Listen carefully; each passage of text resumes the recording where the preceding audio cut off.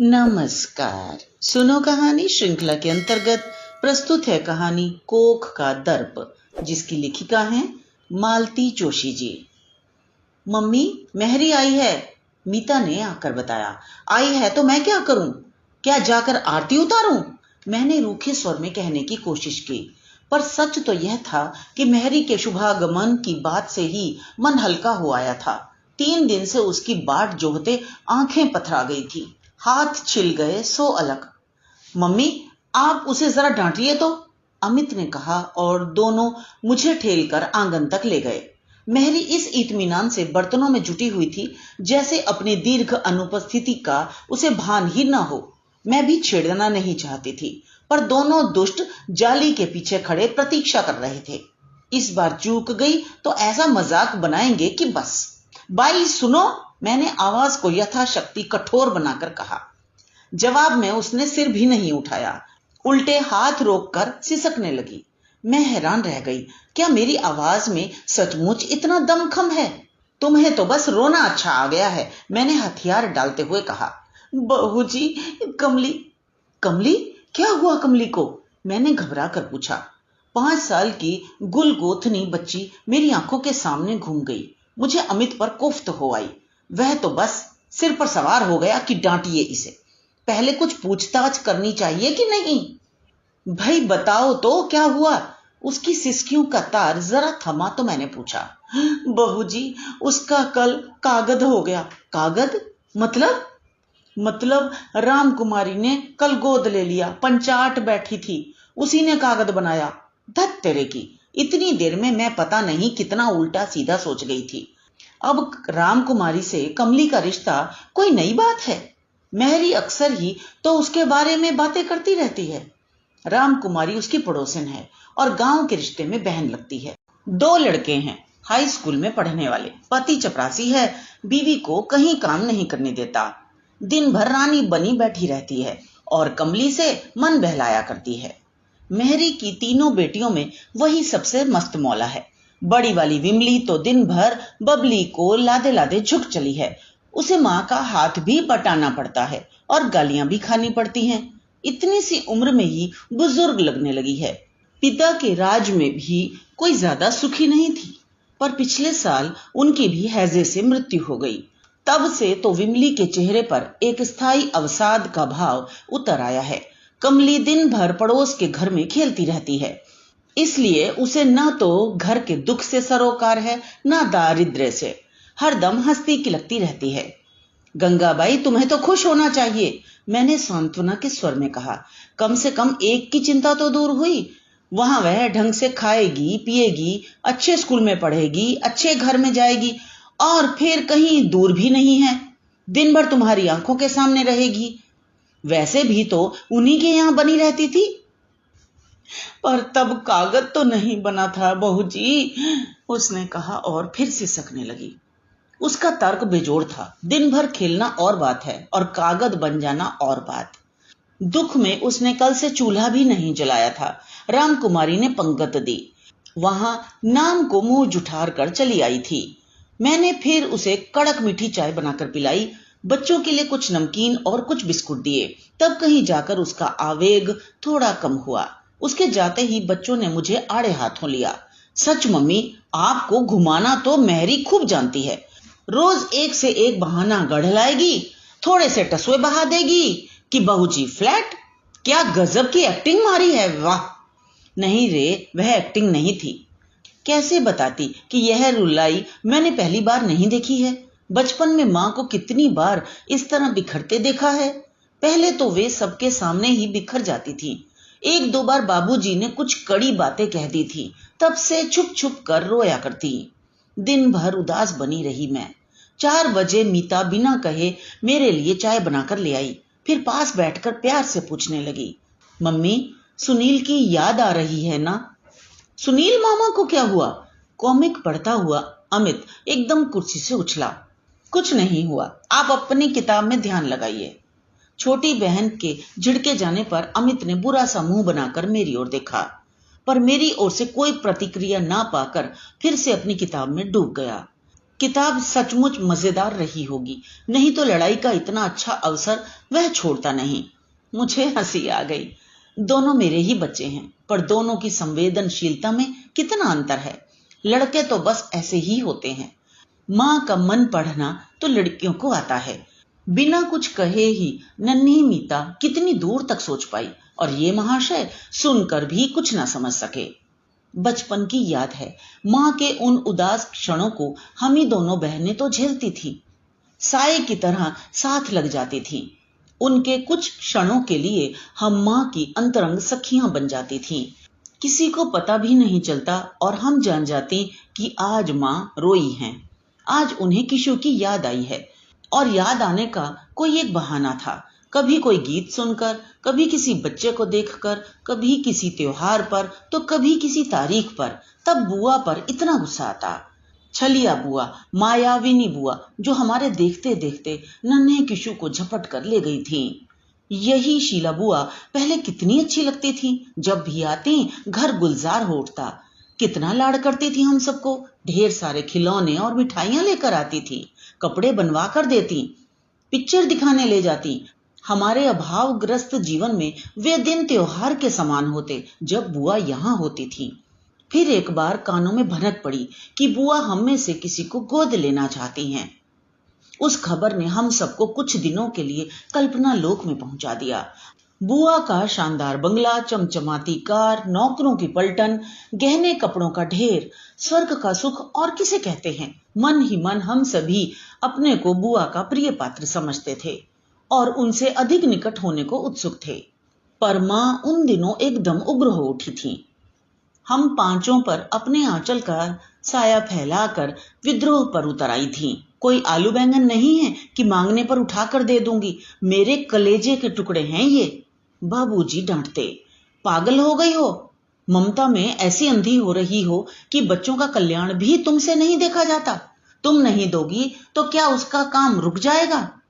तुम्हारा देवर तो उधार खाए बैठा है, शीला की भी ननदें हैं, देवर जेठ हैं, कोई भी अपना बच्चा दे देगा। सभी तुम्हारी तरह बेवकूफ थोड़े ही हैं। वह तो शीला को अपने बच्चों से मोह है, इसलिए तुम्हें तो बल्कि खुश होना चाहिए। मोह में पड़कर अवसर खो दोगी तो कल को ये ही बच्चे तुम्हें कोसेंगे। दिन रात बाबूजी का भाषण सुनते सुनते माँ का विरोध भोथरा पड़ गया और एक दिन उन्होंने हाँ कर ही दी। बाबूजी तो ऐसे खुश हुए थे उस दिन जैसे लॉटरी निकली हो। माँ की स्वीकृति मिलने भर की देर थी, बाकी सारे काम फटाफट हो गए। बुआ ने अधिक दिनों तक किसी को पसोपेश में नहीं रखा और घोषणा कर दी कि वे किशोर को गोद लेना चाहेंगी। 8 साल का किशोर हम सब में सुंदर, गोरा चिट्टा, पढ़ाई में भी अच्छा ही था, बुआ से हिला भी था, या शायद बुआ ने जानबूझकर उसे सबसे ज्यादा प्यार दिया था। कितना कठिन होता है कलेजे के टुकड़े को दूसरों को सौंपना। बेटी की विदा भी इतनी करुण नहीं होती।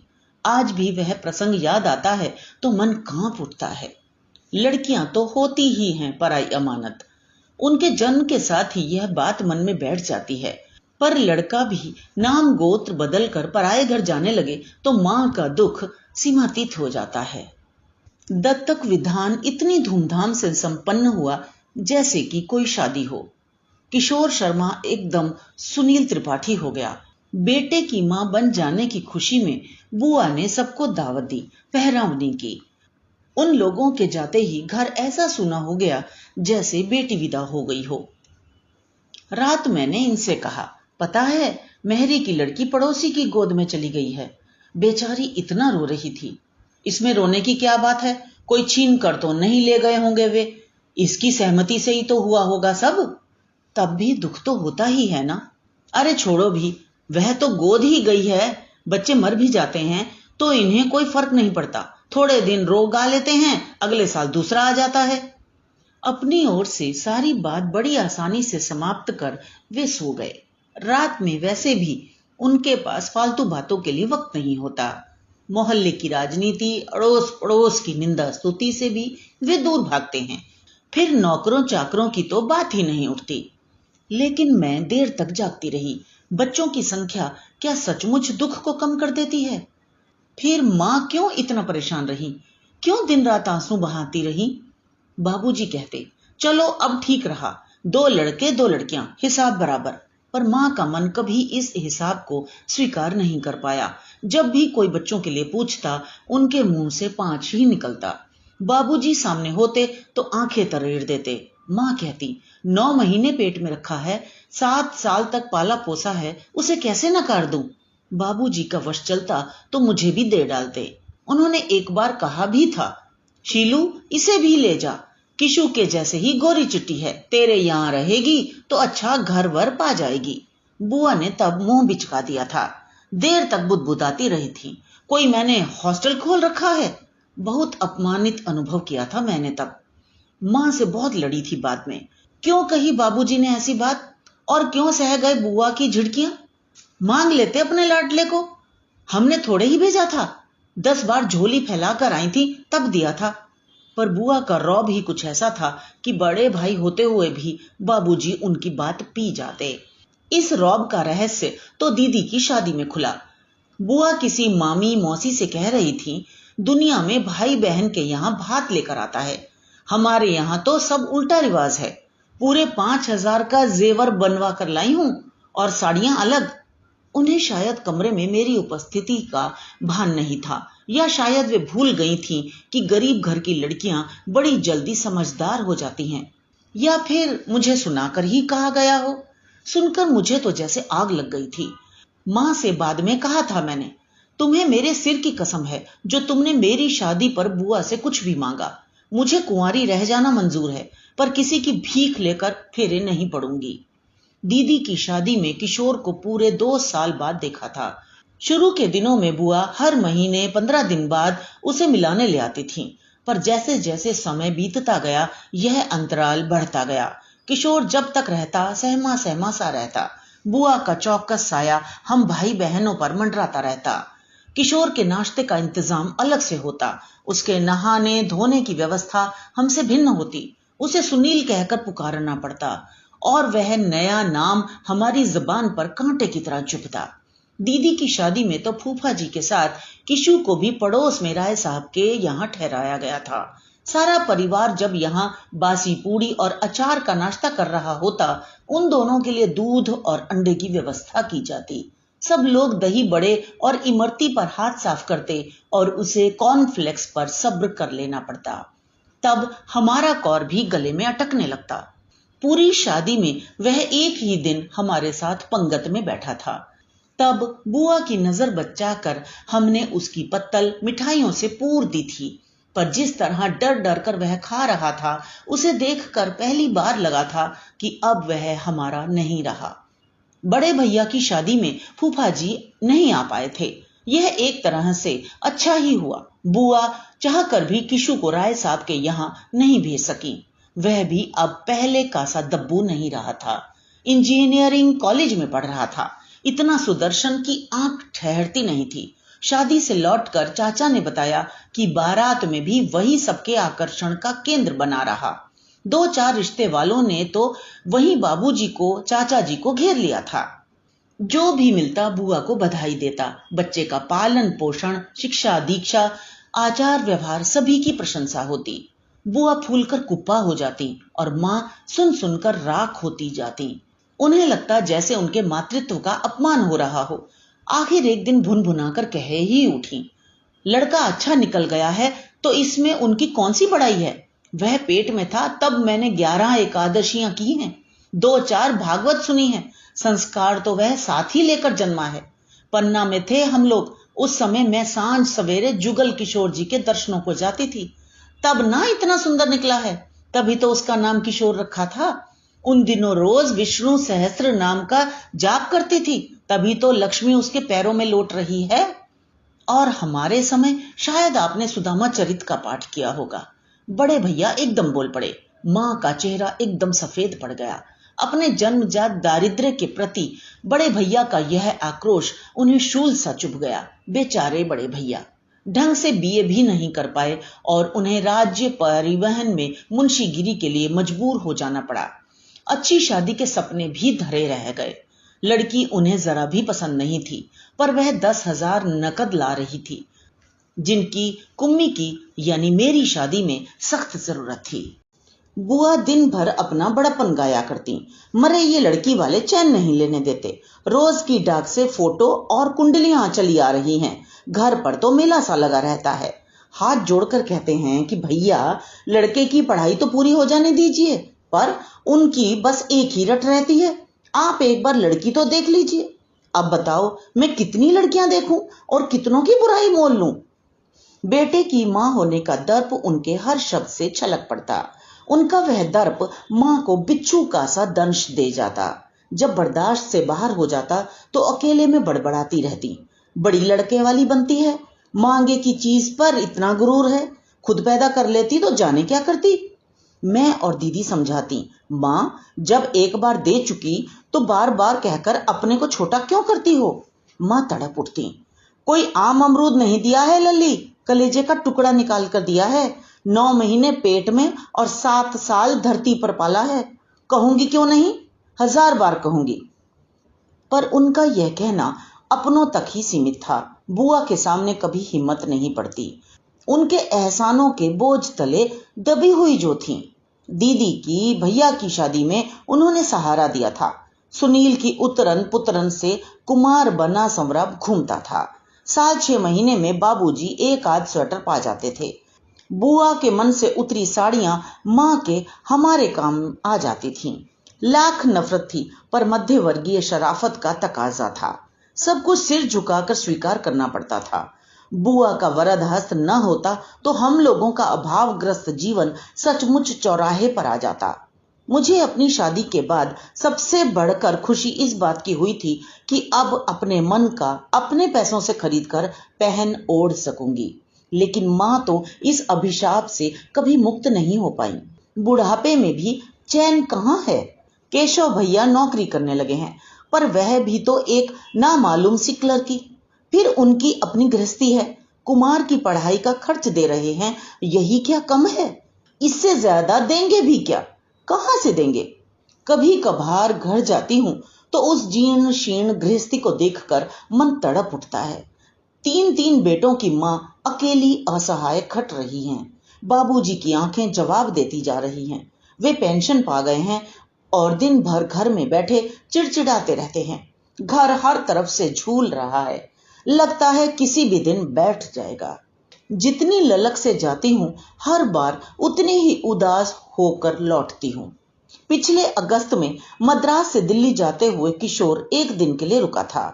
बोला इधर से पास हो रहा था, सोचा इस बार एडवांस में राखी मना ली जाए। बहुत दिनों से तुम्हारे हाथ से नहीं बंधवाई है। गदगद हो गई मैं। तुरंत फुरंत बाजार से राखी, मिठाई और उसके बच्चे के लिए सूट और खिलौने मंगवाए। बड़े उल्लास से उसने पटरे पर बैठकर राखी बंधवा ली। फिर मेरे पैर छूकर थाली में 100 का एक नोट रख दिया। हर्ष और विषाद का एक मिला जुला आवेग मन को मथ गया। बेचारे बड़े भैया चाह कर भी कभी 10 से ज्यादा नहीं दे पाते और लेते समय मन में बराबर संकोच बना रहता है। इन 10 रुपयों से शायद उनकी 3 दिन की सब्जी आ जाती। मैंने नोट उठाकर उसकी जेब में डालते हुए कहा, किशु अब मुझे इन रुपयों से मोह नहीं रहा। इसके बदले में मेरी एक बात रखोगे? कहो। माँ बाबूजी को कुछ दिनों के लिए अपने पास बुला लो, थोड़ा बदलाव हो जाएगा। बाबूजी का ठीक से चेकअप होना जरूरी है। हो सके तो आंख का ऑपरेशन भी करवा देना। वह थोड़ी देर चुप रहा, फिर बोला, पैसे कहो तो भेज सकता हूं, पर अभी उन्हें बुलाना तो। डैडी का हर्निया का ऑपरेशन होने को है। मेरे टूर की वजह से रुका रहा। फिर शायद पूरी सर्दियां वे मेरे पास ही रहेंगे। यूपी की ठंड अब उनसे बर्दाश्त नहीं होती। उनके रहते बाबूजी को लाना तो बहुत कठिन है। तुम्हें तो मालूम है बाबूजी से उनकी पटरी नहीं बैठती। पटरी ना बैठने का क्या सवाल है। बाबूजी तुम्हारे घर आएंगे, उनके यहां नहीं। क्या उनकी मर्जी ही सब कुछ है? आखिर माँ बाबूजी का भी तो कुछ हक बनता है। जन्मदाता हैं वे तुम्हारे। क्या सिर्फ जन्म देने से ही कोई हकदार हो जाता है? उसने तड़प कर पूछा। उस दिन यह बात क्यों याद नहीं आई जब मुझे एक घर से उखाड़ कर दूसरे के आंगन में फेंक दिया था? अपने घर में मेरा रहने का हक भी जिन लोगों ने छीन लिया था, आज उन्हें अपने हक की बात करने का कोई अधिकार नहीं है दीदी। बाबूजी की जिद के आगे सब हार गए थे। किशु, तू नहीं जानता माँ कितना कितना रोती थी। माँ रो तो सकती थी ना दीदी, मेरे लिए तो उसकी भी मनाही थी। फिर माँ के साथ तुम लोग थे, मेरे साथ कौन था? एक अजनबी माहौल में निपट अकेला पड़ गया था मैं, और माहौल भी ऐसा जहां हर कोई उपहास करने के लिए, आलोचना करने के लिए तत्पर बैठा हो। मम्मी की जिद ही मुझे उस घर में ले गई थी, पर वहां हर कोई मेरा दुश्मन था। सोते जागते उठते बैठते मुझे चौकन्ना रहना पड़ता था, कहीं कुछ ऐसा न कर बैठूं कि मम्मी को मेरे लिए लज्जित होना पड़े। ऐसा न हो कि किसी बात के लिए मेरी दरिद्री अतीत को फबतियां सुननी पड़े। एक संशय पिशाच, एक आशंका का भूत हरदम मेरी पीठ पर सवार रहता। पढ़ते समय भी वह पीछा नहीं छोड़ता। परीक्षा देते समय भी यही भय मन में समाया रहता, अगर मैं फर्स्ट नहीं आया तो? तेरे कल्याण के लिए ही किया था रे सब। बाबूजी शायद उतनी सुविधा नहीं जुटा पाते। हो गया ना कल्याण, अब उस स्तर पर जीना भी पड़ता है, फिर शिकायत क्यों? दीदी, एक 7-8 साल के बच्चे के लिए बंगला, मोटर, नौकर चाकर कोई अर्थ नहीं रखते। उसे मां की आश्वस्त गोद चाहिए, पिता का प्यार भरा स्पर्श चाहिए, भाई बहनों का निष्कपट स्नेह चाहिए, अपने घर की सुरक्षित चार दीवारी चाहिए। इनके बिना जो बचपन बीतता है वह कितना यातना देता है तुम क्या जानो। सुनकर स्तब्ध रह गई मैं। बचपन में केवल उससे ईर्ष्या ही करते रह गए हम लोग। उस पीड़ा को सचमुच हमने नहीं जाना था।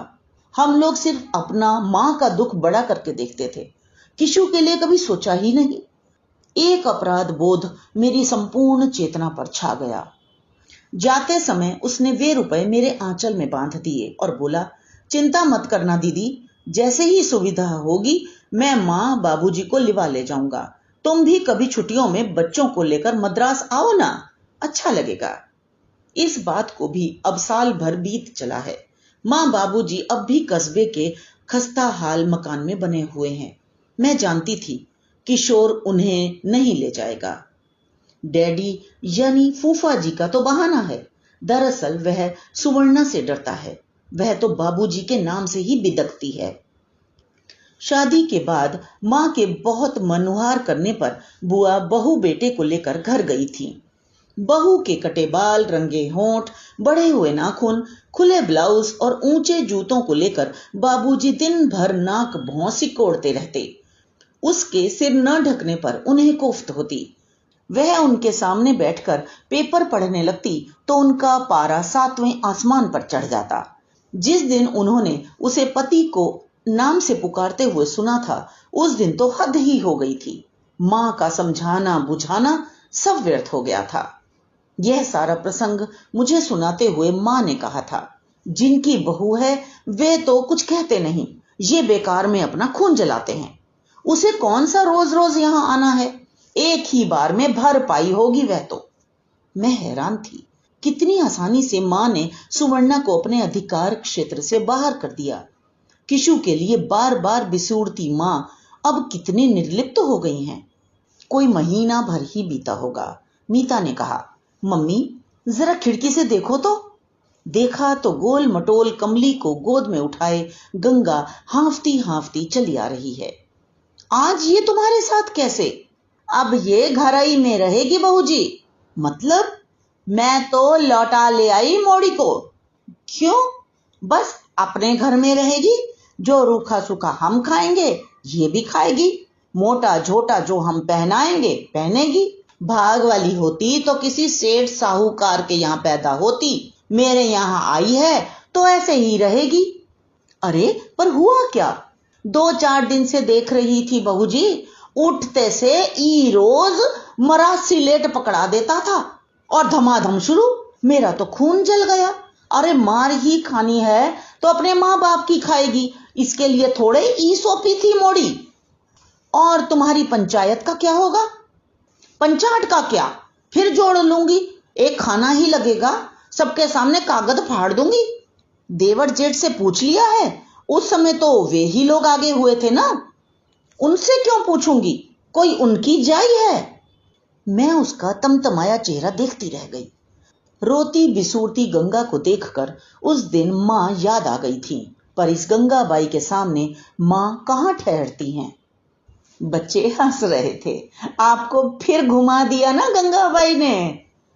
तो ये तो थी कहानी। मुझे आशा है आपने आनंद लिया होगा। इसी तरह हमारे साथ जुड़े रहिए। तो मिलते हैं अगली कहानी में। धन्यवाद।